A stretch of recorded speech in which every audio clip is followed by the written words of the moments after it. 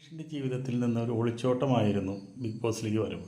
കാരണം എന്താണെന്ന് വെച്ചിട്ടുണ്ടെങ്കിൽ ഒരു വിവാഹം കഴിച്ചു, 2 കൊല്ലത്തോളാണ്ട് ഒരുമിച്ച് ജീവിച്ചു. അതിന് മുമ്പ് ഈ ഡൈവോഴ്സ് ചെയ്ത് പോയി.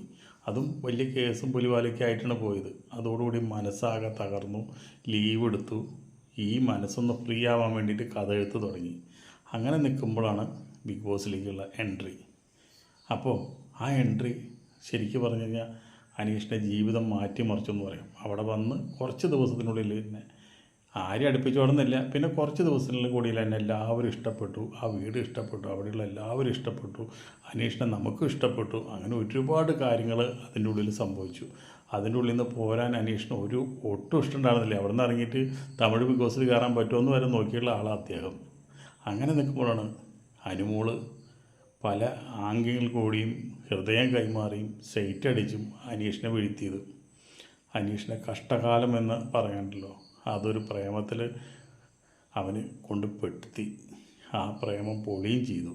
അതോടുകൂടി 2 പെണ്ണുങ്ങളുടെ ജീവിതത്തിൽ വന്ന് ആകെ തകർന്ന് തരിപ്പണായി. ബിഗ് ബോസിൽ നിന്ന് ഇറങ്ങി കപ്പും കിട്ടിയില്ല. അതും അതിനേക്കാളും വലിയ ബുദ്ധിമുട്ടായി. അത് കഴിഞ്ഞ് ആരെ ഫ്ലാറ്റ് കൊടുക്കാം, ഗോൾഡ് വിസം കൊടുക്കാം, ആന തേങ്ങ മാങ്ങാൻ തലി എന്ന് പറഞ്ഞിട്ട് അതും വഞ്ചിച്ചു പറ്റിച്ചു. അതുപോലെ തന്നെ ശരിക്കും പറഞ്ഞു കഴിഞ്ഞാൽ അനീഷിൻ്റെ ജീവിതത്തിൽ മുഴുവൻ തട്ടിപ്പും ആയിട്ടാണ് ആൾക്കാർ ഓരോരുത്തർ കടന്നു വരുന്നത്. ഇനി എന്തെല്ലാം രീതിയിൽ തട്ടിപ്പും കൊണ്ട് ആൾക്കാർ വരുന്നുള്ളതിന് ഒരു പിടുത്തമില്ല.